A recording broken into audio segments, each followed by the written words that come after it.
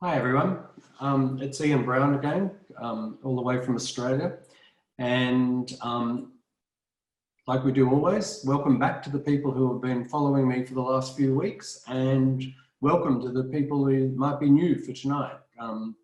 Sorry, I know it's morning over there, it's actually evening over here in Australia. So over the last few weeks, just as a really quick catch up, we've been doing lots and lots of creative arts activities and things that are suitable for your child, things that you might be able to do in your home, because in these very strange times that we've got, we're spending a lot more time in our houses. And I've designed some activities so that we can do them either inside or outside, but not far from home. Today, what we're going to do is follow a similar sort of format. What we're going to have is three sort of sections within the next hour. One of them is going to be about the elements and principles of design, and I'll talk about those in a moment. And that's to give you some background knowledge and some ideas and things that you might be able to use with your children. And so that you've got a bit of an understanding about what the basics of art are. The second part of it is, like I've done every other week, is that we've tried to give you some practical activities that you might be able to use with your children, easy things to do, and emphasizing today on that whole idea of communication, which is something that we've talked about over the few weeks that we've got. And then finally, our Voices of Children project, which is the one where we're actually collecting images that your children have been taking. And we're going to actually talk about that. But more than just talking about the images today, what we're going to do is I'm going to actually talk a little bit to you about identity and what does that mean for your child. And what does identity and culture mean if we're actually going to incorporate that into the project. So it's going to be quite a packed in day, and hopefully you'll get lots and lots of ideas that you might be able to work from. So let's start. The description that we gave you that sort of talked about what was going to happen today said that, do you understand what some of the terms that are about art education? Is there some jargon that you don't quite understand? I mean, there are some very basic things that most people do understand, such as colour. But there might be some other things that you just need to brush up on. Or how do you actually talk to your child about some of those concepts? Or then how do you actually incorporate some of those concepts? And then one of the things that I have been pushing week after week is the whole idea of using some artist work and using some real artworks to actually motivate your child and to encourage your child to actually do some creative responses with it. I really like the idea that whenever you're going to do some things is that you actually find some type of artist work that you can actually talk to your child about. And it doesn't matter how young your child is. It doesn't have to be, you know, it's not very, your child doesn't have to be very old to be able to understand the concepts of what an artist is and the sorts of things that they do. But often what I've been talking about is that, you know, how do you communicate with your child and what sort of concepts should you be talking to them about? And so that's where we're going to focus on today, because what we're going to talk about is what we call the elements and the principles of design. Now, they are the sort of foundation of what art education is about. And they're the foundation about creative responses and the sorts of things that your child will do. And as I said, you know, some of them are very basic. For example, color is something that we all understand. But then again, something like balance, what does that mean? Or how do you actually talk to children about those concepts? So I thought what's important is that we actually get a common understanding of the concepts first, And try to build up your knowledge, not necessarily your children's knowledge, but your knowledge to start off with, to get some ideas. And especially if you're taking your child into a gallery and you're actually looking at artworks, what sort of questions do you ask them? What sort of things do you talk about when you're actually standing in front of that artwork?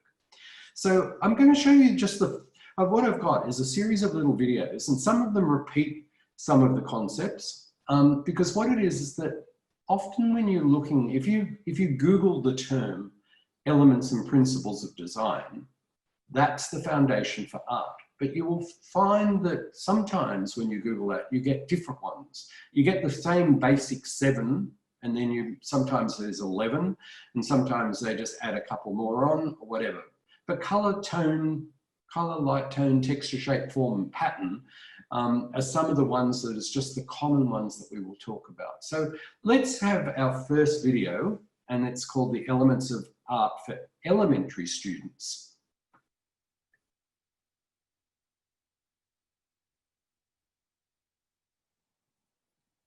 The elements of art are the building blocks of an artwork.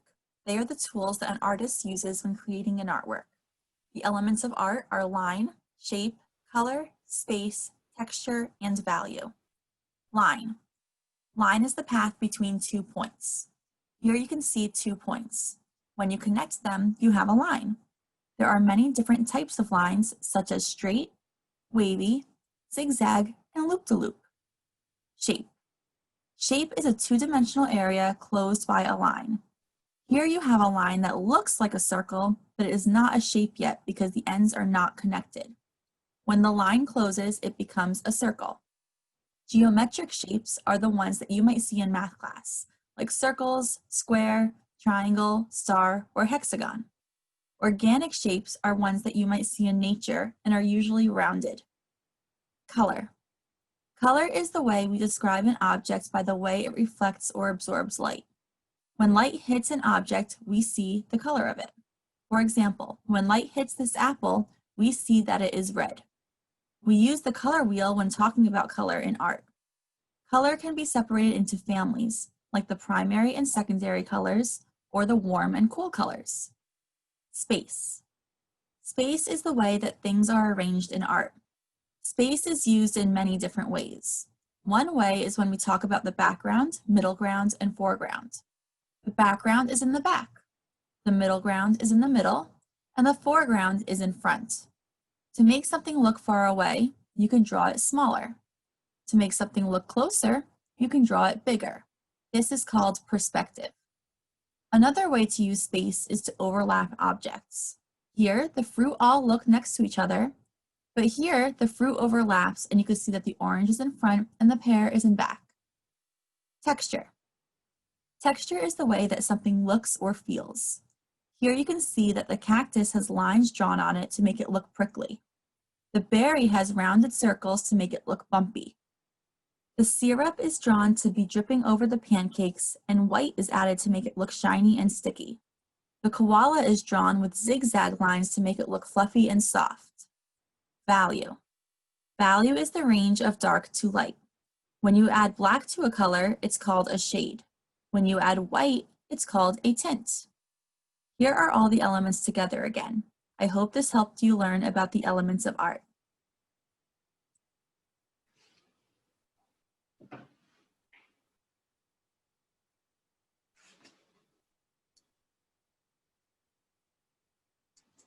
Okay, so that's there. You'll notice that in that little short video, they talked about 6 elements for art. And they are the basic ones that you would have. And like I said, the next couple of videos that we might see, you might actually see them expanded slightly. If you tried to Google elements and principles, what happens is that they talk about the elements of art and then they talk about the principles of art. And quite often they will put those 2 things together, so they refer to them as the elements and principles of design. But if you think about it, some of those things are very, very simple sorts of concepts that you can talk with very young children about. For example, you know, in that video, they talked about 2 dots. When you have a dot and another dot, and then that dot is joined together, then that becomes a line. and I think I talked about this, right back in probably our first one, is that when you actually have a line, if you have a dot, and it's joined by a line, if you take that line around like this and the actual line joins up, then what you've got is a shape. And then that's very simple for children to understand. So you take a line for a walk, it comes back around, it joins, and then you've got a shape. And if you've got one shape, and then you go and put another shape, and then you go and put another shape, then what you've actually got is a pattern. So shapes form patterns. And they talk about shapes in that video as being either organic shapes or shapes which are very geometric. So things like a square, which young children can actually recognize. They can recognize circles and they can recognize squares. And they're what we refer to as geometric shapes. And quite often in artworks, they will have geometric shapes within the artwork. But then again, if you don't have a very formalized shape, like a circle or a square, you have what's called an organic shape. And that shape can then, so a lot of contemporary artworks, or a lot of artworks that you see, have organic shapes in it. And they're not very tight in that particular way. So the other ones there, which I would pick up on with younger children, is the idea of colour. And they love naming their colours, and they like the idea they have favourite colours, and they might have colours that they can actually name. They know that one's red, and they know that one's blue, and they know whatever. But if you actually unpack what colour is about, there's only 3 colours, and the 3 colours are red, blue, and yellow. Now, why are they special? Well, they're special because no other colour can make red. You can't put 2 colours together to make red, you just have red. You can't put 2 colours together to make yellow because yellow is always yellow. So you don't combine colours to make yellow. And you can't combine colours to make blue. But they're called primary colours. And what happens is that those primary colours can then mix together. Just those 3 colours can mix together to make what we call our secondary colours. So in other words, yellow and red will give you orange. Blue and yellow will give you green. So these are the really, really simple concepts that you might want to talk to your child about. And you might want to do some colour mixing and see how we go with that one. Now I'm going to show you another one, which reinforces exactly what I've been talking about and exactly what the first one was about. The first one was quite a simple video, which just sort of you would use with, primary aged or elementary aged children. This is a bit of a fun one, and we're just going to watch the next one, which is called The Elements of Art, J.C. Crowell. The 7 essential ingredients, building blocks for artwork are the 7 elements of art. Line, shape, value, texture, color, space, form. We're going to use different tools to make them today. Pencils, an eraser, colored pencils, scissors, paper, and glue, and the back of the paper for notes. So let's get started with the elements of art. The first one being line. Line is a path of a moving point through space. A point is just a dot. It has no dimensions. However, we can think of it like moving a couch around with a friend, is that a line traces the path of that point as we move it. So we might go horizontally, left to right. We might go vertically, up and down. You might even draw a diagonal line going both ways. Zigzag going up and down the stairs, curvy as you drop it down the stairs, jagged lines, dotted lines, dashed lines, spiral lines. These all have endpoints. These are lines that trace the path of a single point through space. In the first box, go ahead and draw at least 5 different lines, thick, thin, but a variety of lines that then we can use to create our next element of art, shape. A 2-dimensional, 2 dimensions is flat, flatter than even this piece of paper, closed area that is defined by other elements of art. Circles, triangles, squares, these are geometric, mathematically defined shapes. Teardrops, lakes, these are all organic shapes we might find in nature. Either way, a shape is not simply a line, it is a closed space. Next, we're going to talk about value. Value is not money, it is the lightness or darkness of an object. And to create that, we have to use different tools. This pencil is an HB pencil. It's about middle hardness or softness for lead. There are different types of drawing pencils with different types of lead. 2B, see how it's darker. 2H gets a little bit lighter. 4H, even lighter. B means softer. It creates darker lines. H means harder. It creates lighter lines. Either way, you're going to create a value range. And we're going to try to make a rectangle, not a little tornado. So start pressing harder and then getting lighter and lighter. You can use different pencils to experiment, going from dark to light, but don't make that squiggly little tornado where you can't even see it. So in this box, create a nice value range, going from dark to light, using different types of pencils and different types of pressures to create that nice value range from dark to light, light to dark. Next is color, an element of art derived from reflected light. We're going to start with our primary colors, red, blue, and yellow. These create all the other colors. And starting at the top, for no reason, you can start with whatever color. We're going to start with red, but start with red, then blue, and make a triangle with yellow. Next, we're going to pull out our secondary colors, orange, green, and violet. Yellow and blue mixed to green, red and yellow mixed to orange, and blue and red mixed to violet. And these create all the other colors, but they have to be in this order or it's not correct. Texture. Let's look at this table. It looks like wood, rough wood, but it's soft.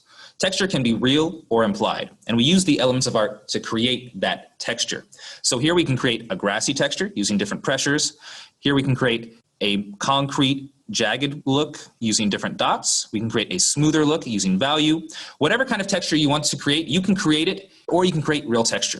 Let's talk about space, not outer space. We're going to talk about space, the emptiness or area between, around, above, below, or within objects. Create a box around this definition. Connect like corners. Then we can use the elements of art to create different objects, different lines, different colors that create depth in this space. It makes it look three-dimensional, but it is not three-dimensional yet. This is just a flat drawing on paper. But then we have a form. This paper, it's three-dimensional. It's not as flat as you might think it is. But a form is anything that has 3 dimensions, height, width, and depth. So take the paper, cut it up, glue it together, stick it on the paper. As long as it sticks out from the paper, you've created a form. So let's go ahead, clean up, put away your supplies. We've talked about these 7 elements of art: line, shape, value, texture, color, space, and form. You can use these now to create any amazing artwork you want to.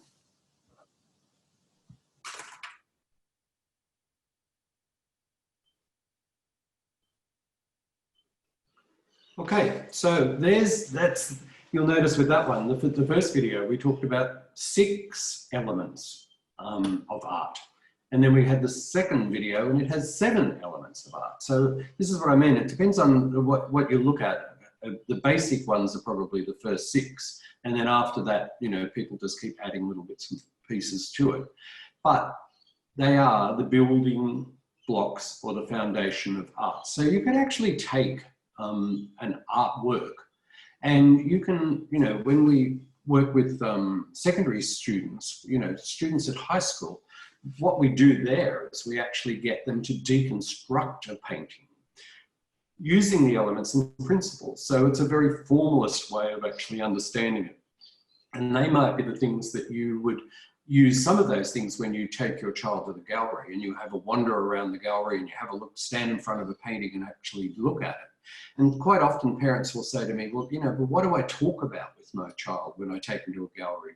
Because quite often you'll see other, you know, adults will walk into a gallery, they'll stand in front of a painting and they will look at it for about less than a minute, and then they'll move on to the next one, and then they'll stand and look at it for less than a minute and they'll move on to the next one. So, you know, you don't have to do that with your children. You could actually have a bit of a treasure hunt through the gallery, and you could actually look for things like color. You know, can we find all the paintings in this room that have got red in them, or what colors can you actually see in that painting? And then you can work into lines. Now that was really interesting because, like I said, every week I talk about how important it is for you to communicate with your child and to sit and talk and discuss these things. Well, it would be really nice to even just to focus on line. I mean, that's an interesting one that most people don't do. But if you were working with children, if you think about what the person in the video was talking about, he was talking about lines as being thick lines, or, you know, he was using HB pencils as opposed to a 2B and a 3B and a 6B. And they're I talked a few weeks ago about the idea of, you know, when you're using pencils, to use nice dark pencils with children, because the light pencils, a HB pencil is very hard. Remember I said H was for hard, and then the other one, you know, a 6B pencil or a 3B pencil is very dark. And they're what children probably need to use. They're much softer. So they're not going to scratch as much, and they will get nice, bold drawings that will sort of stand out So think about that. But if they're doing a drawing, talk to them and say to them, all right, what sort of line is this one? Oh, that's a thin line. You know, have you got any other thin lines on your drawing? How about we do a thick line? How do you do a thick line and do it nice and strong and make it nice and thick? And then if that's the case, you know, they don't always have to be just drawing thin lines. They could then, you could say, all right, let's see what a curvy line might look like, or what does a wavy line might look like. So there's lots and lots of different vocab that you could be using with your child to build up. And what you're trying to do at this point, this is why we communicate with children, is we're trying to actually build their vocabulary up. They start off with one, you know, monosyllabic statement, which is just one thing that they da, da, da. And then as they're going on, we're repeating words for them and they're building up. They don't get a dictionary and have a look at it and say, all right, you know, here's the 100 words for today. They get those 100 words for the day from you when you're actually talking to them. So could you imagine how good it would be if you're actually talking about, you know, an artwork or their drawings, and then you've suddenly got, you know, thick line, you've got the concept of thick, the concept of thin, you've got wavy, you've got curvy, you've got, you know, sharp lines, all of these different things that you could actually do. And then they could actually be drawing some of those things, and you turn it into a game. You know, let's draw, how many thick lines can you draw in this drawing? Or let's do thin lines in this drawing. Or let's color in and decorate and do things like that. So that's a bit more interesting than just sort of doing it in that way. You'll also notice that in that video, they talked about form. Now, form's an interesting one, because what you've got with form is that form means it can either be two-dimensional or three-dimensional. And form is three-dimensional. So if you were taking, you know, a child into a gallery and we were looking at things, a painting is actually classified as a two-dimensional artwork. But something like a sculpture is a three-dimensional artwork. And when I talk to children, I don't try and, you know, younger children, I talk about 3D or I talk about 2D. And then I say to them, well, how do you know that one's 3D? And they'll say, oh, well, I can walk around it. And so they get the concept in their head, the difference between a three-dimensional object and a two-dimensional object, something which is flat. Now, I know that, you know, there's a discussion about whether a painting is, you know, the paintings behind me have actually got depth because they've been framed. But we generally talk about, you know, artworks as being two-dimensional or, you know, being flat on the wall. Or three-dimensional is something that we can actually walk around. All right, so I'm going to move on. So they're what we refer to as the elements of design. But when you Google it, you will probably find that it comes up as the elements and principles of design. So what I would like to do is show a very short video now, the next one, which is about the principles of design.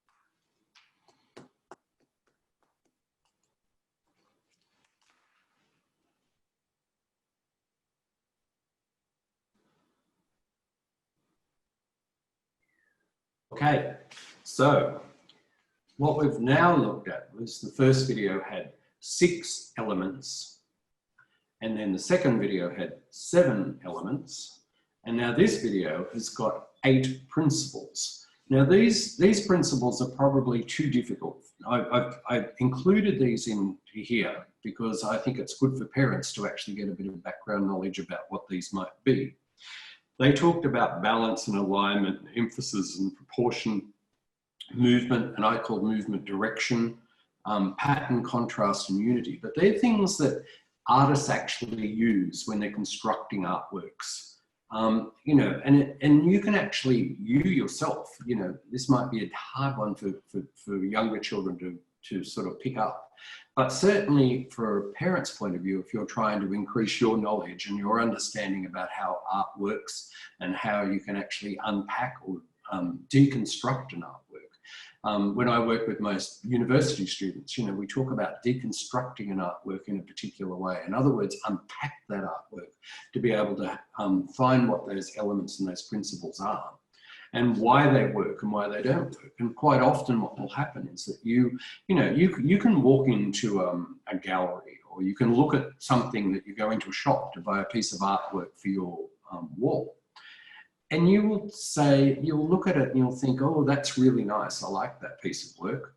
And then you'll look at other ones and you'll think, oh, I'm not sure about that one. And often what you're doing is you're making those judgments about how you buy your artwork. And it depends on the elements and the principles that the artist have included. For example, you know, there's, you know, some people don't like, you know, they like quite subdued, mellow sort of colors. And so color determines, you know, my artworks that I actually paint, because I'm a painter, they're quite modern and they're quite contemporary and they're splashing, and I do quite large splash type works. So you can see the ones over on the wall here are very contemporary. There's no subject matter to them. It's all about the mark making and how I actually put things together.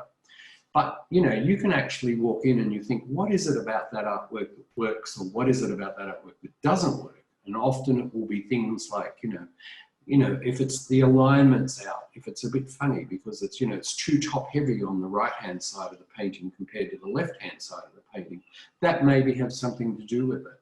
Or if there's a bit of a direction thing happening, your eye will actually follow it. Now they're things simple. You can simplify the concepts for young children to ask them about which way does your eye look, or when you look at that painting, what stands out? And quite often it will be the sun or the color or whatever it might be. And that's when they're referring to emphasis, something in the painting that jumps out at you.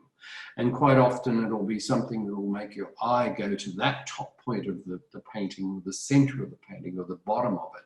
And it could be that the way the artist has, you know, structured it so there's some direction for your eye to go there, but then on the other side of it, maybe just that the colors are bright and colorful. You know, there's a lot of research about at the moment about, you know, what colors do young children like? And it's quite interesting because, you know, we tend to do babies' nurseries in very pale pastel shades, you know, and very calming sorts of things. And then often when you go into an elementary classroom, they'll be very bright and colourful sort of things. But in actual fact, some of the research has found that that just straight primary colours, yellow, blue and yellow, red, blue and yellow, are, you know, those 3 colours are the ones that children are attracted to more than some of the other colours. And so it just varies, and you will know your child and what they would like and which ones they will pick out. You know, it's a fun activity to sort of put down, you know, 6 paintings in front of them and ask them to select one that they think is that they like the best, and just see whether they're actually choosing that from colour, or are they choosing it from because of the what's on it? Is it the image that they like? Is it the character that's in it? Whatever it might be. It doesn't have to be a cartoony type thing. Quite often children don't go for that type of thing. And quite often children will just like something which is slightly higher than their developmental level. So that makes it interesting as well. And that's why paintings like Picasso's paintings are really, really popular with preschool children. you know, and Picasso said that, you know, it took him a lifetime to be able to draw like a child.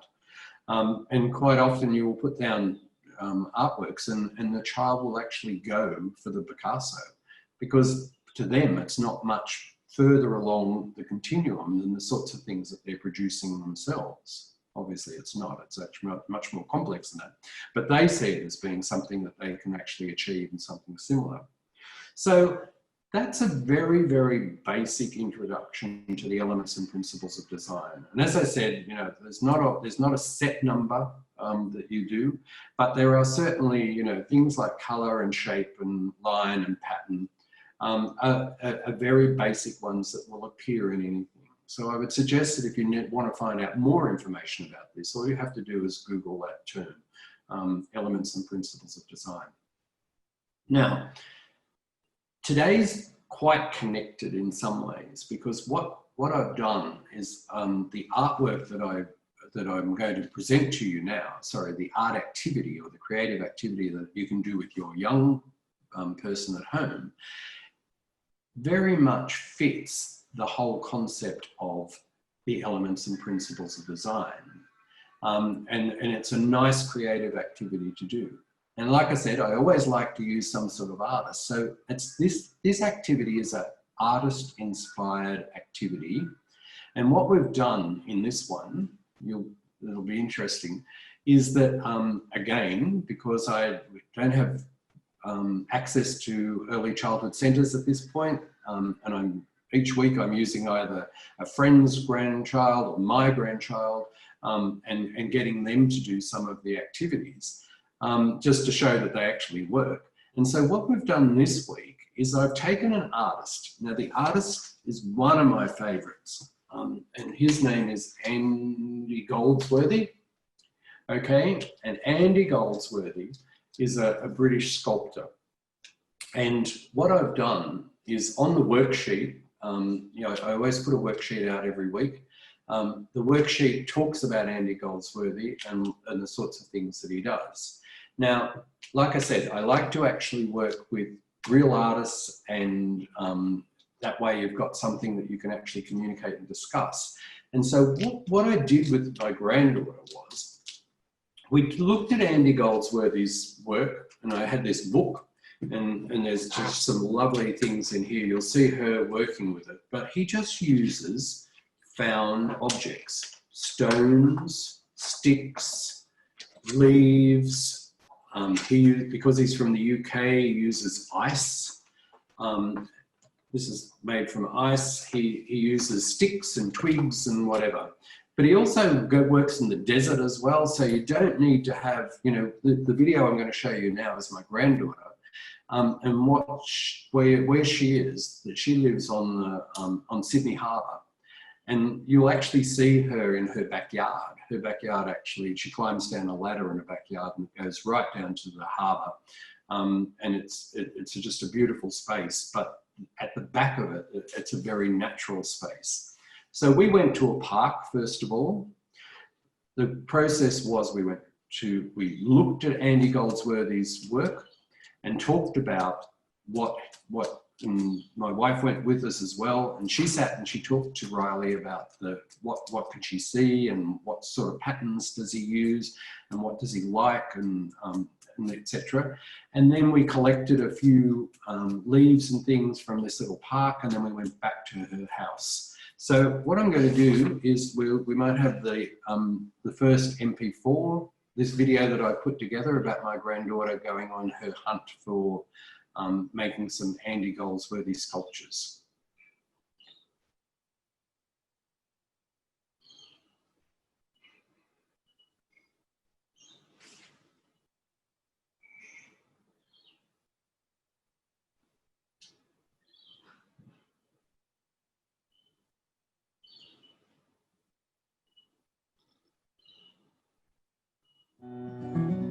What do you notice about this image?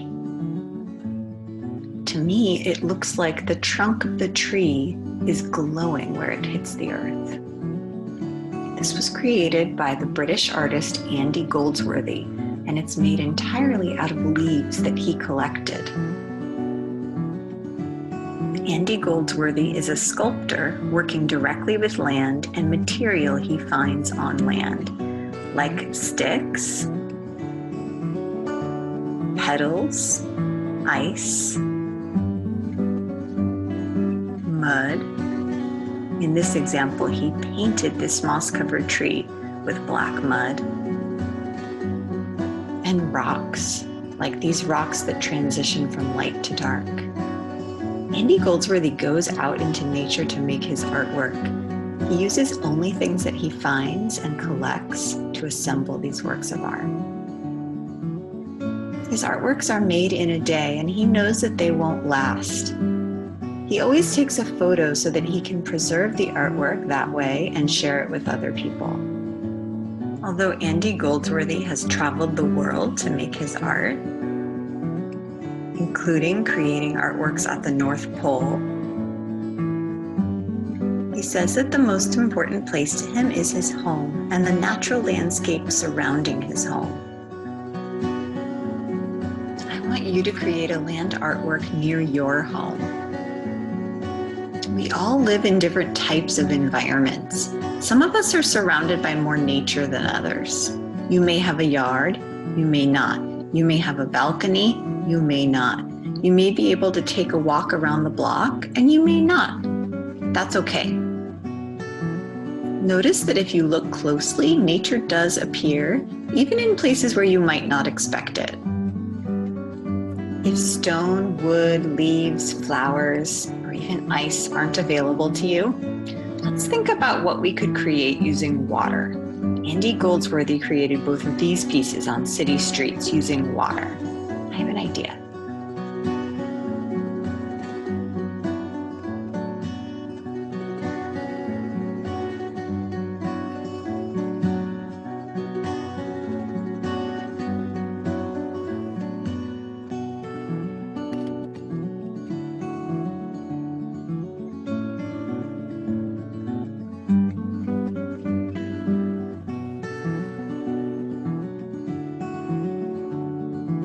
After making my water artwork, I walked around my yard to see what other kind of items I could collect to make a piece of land art. I don't have grass, but I have a lot of rocks and a lot of leaves. If you search through the leaves too, you'll find little balls, acorns, and sticks. After thinking about it a little bit, because I have so many leaves, I decided to create something out of different colored leaves that I found on the ground. I also added some sticks and a few rocks. Here's what I made. Odyssey artists, I really want to see your land art. So go make something, take a picture of it, and email it to me at nicolec@ocsmail.org. I'll post it on the OCS Art blog at www.ocsartblog.wordpress.com.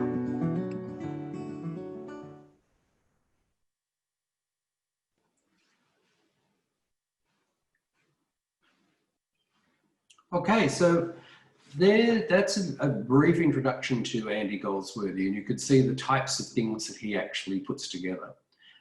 Very, very simple ideas. But what I'd like you to think about is, if you think about what the first half an hour of this webinar was about, the elements and principles of design. And if you look at some of the things that Andy Goldsworthy does, it's very much about those elements and those principles. For example, that lovely circle of stones, which actually went from a black circle, then it went to white stones, and then it went to grey stones, and then it went to black stones.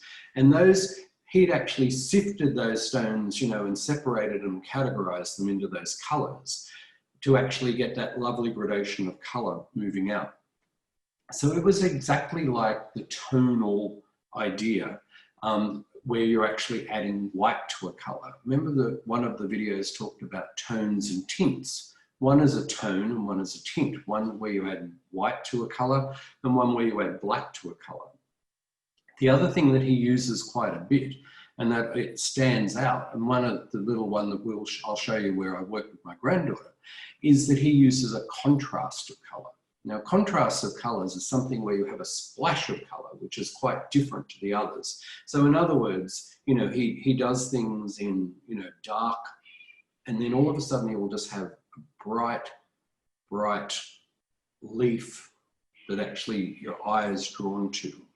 And so that's important. The other thing that he does is he uses shapes. So in other words, he uses circles, or his, you know, his sticks and twigs and things like that. He actually uses them in a particular way to form different shapes. So he has circular shapes, and then he has organic shapes, and then quite often there's a direction. So, you know, even when he does things with the roots of a tree, he will have it so that your eye will follow that direction in a particular way. So just, you know, just if you had 6 photographs of Andy Goldsworthy's work, you will look at those and you could look at one of them for color, you could look at one for shape, you could look at one for line, you could look at one for contrast, all of those, one that's about emphasis, and all of those things are just what makes your eye go to look at that sculpture. And it's really interesting because that last video, she talked about how Andy Goldsworthy, they don't last because he only does them for one day. You know, it might take him 3 days to set it up. They're probably only going to last for one day, and it's either going to melt or it's going to blow away. And so what he does is he photographs that. And that's what I want you to do, is that I want you, if you're going to do an activity like this with your child, photograph it so that you can preserve it just the same way he preserves his. So let's have a look at the next one. And I think that this one might be the one with my granddaughter. We'll wait and see. We'll have the next one.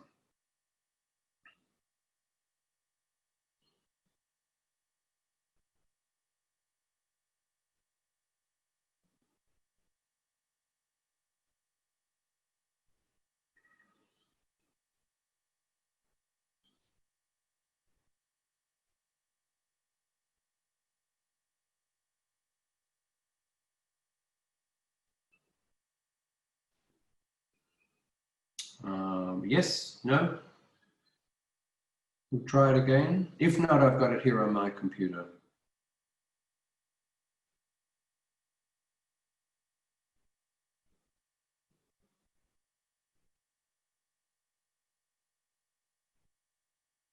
This is one that I've put together. No, not the 7th, the 6th.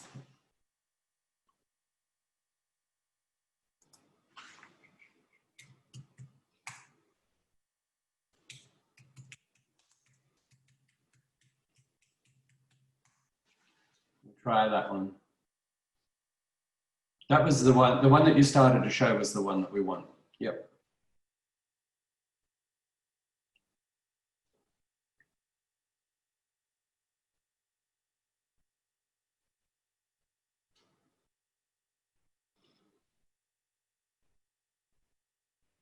Okay. Let me see if I can get it up here.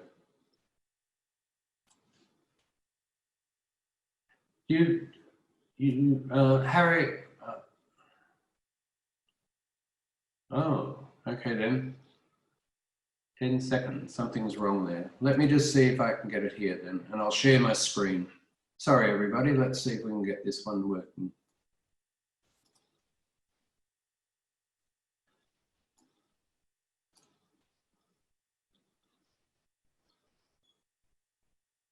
All right, hopefully mine lasts longer than 6 seconds. Let's share the screen. Let's go to that one and we'll share.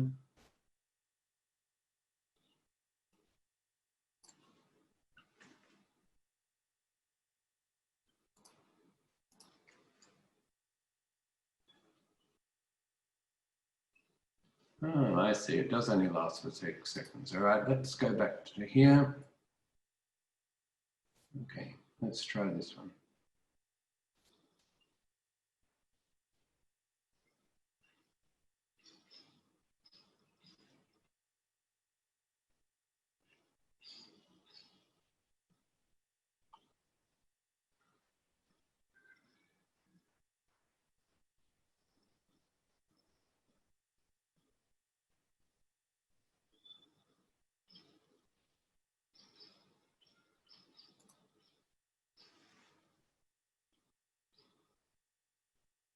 Sorry, everybody, it's coming.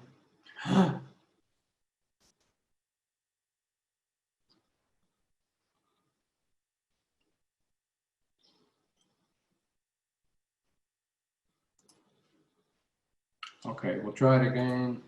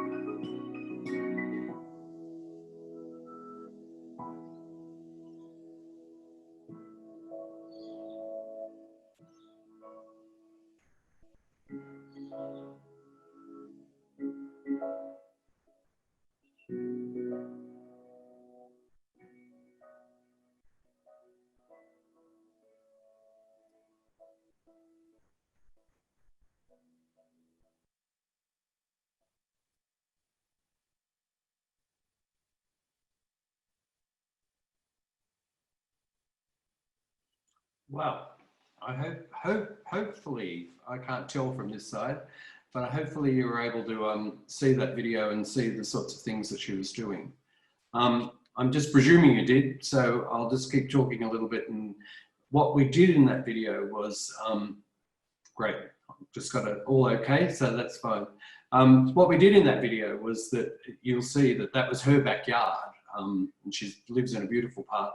And she just collected bits and pieces, but the inspiration that she had was looking at the book about Andy Goldsworthy. It was talking about the colours that he used.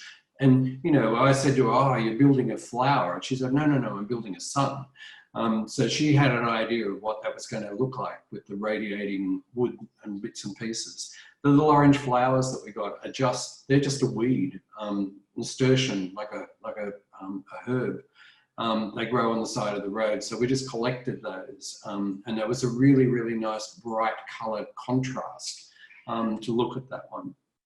So what I would like us to do, because we're running out of a time at the moment, I was going to talk to you a little bit about identity, but I won't do that until next week now, because then we've got a bit more time to actually thrash out and explore some of those concepts.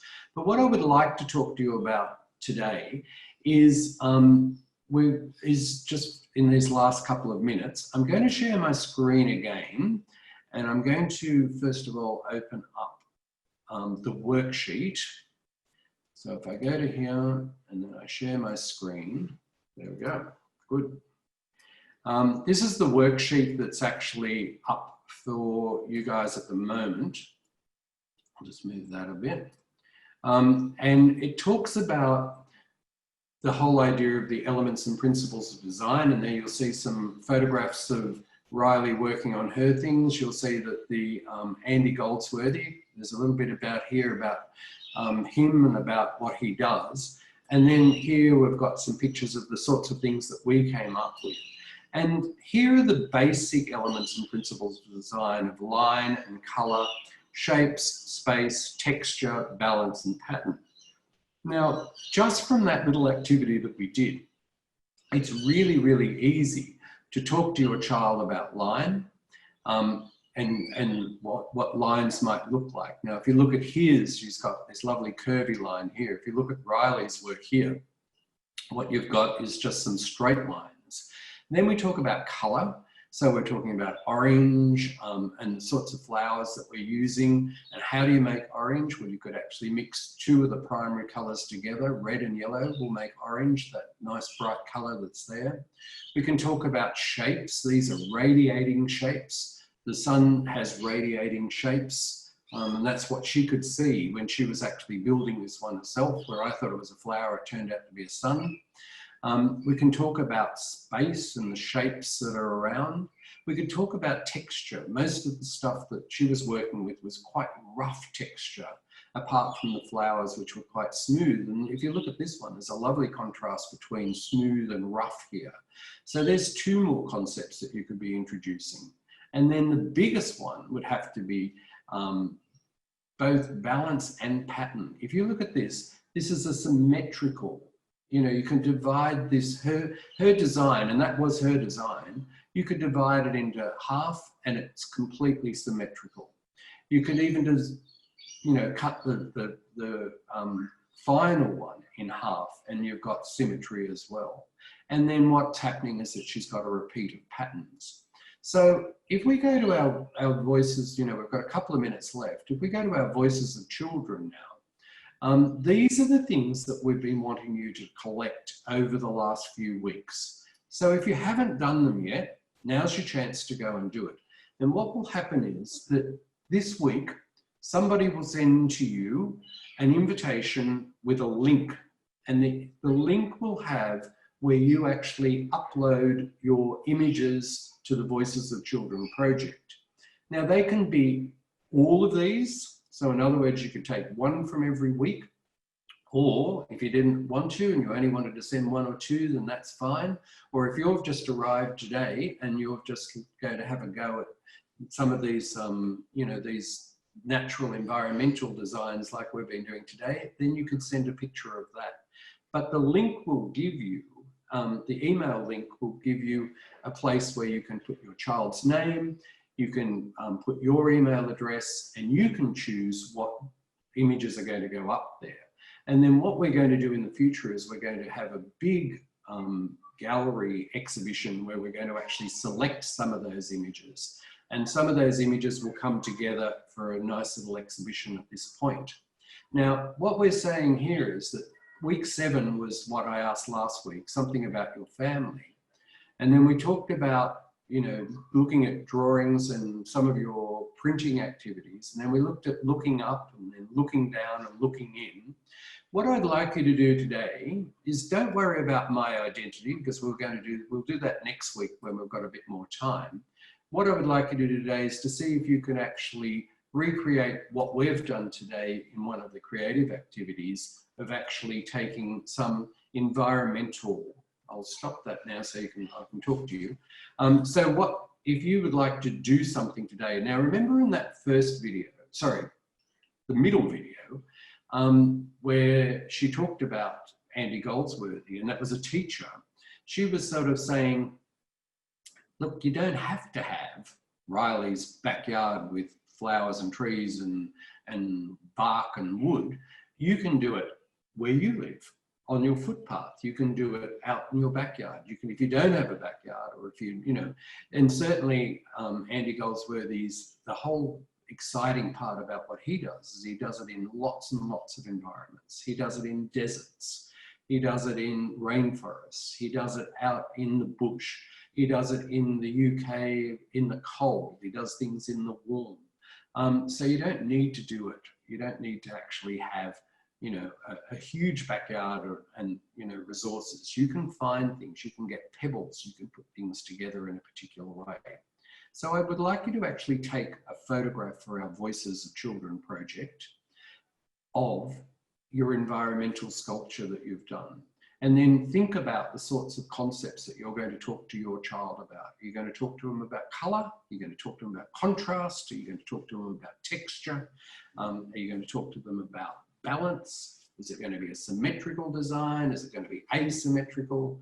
Are you going to use organic shapes? You're going to use geometric shapes. So here's your big chance to actually communicate with your child, sit down, print off, if you've got a computer, print off some of Andy Goldsworthy's sculptures so that you might use them to motivate them. And that, we'll see how we go next week. wait for the email link, and we might finish up at that point. So I'm looking forward to next week. Thank you very much. Bye-bye.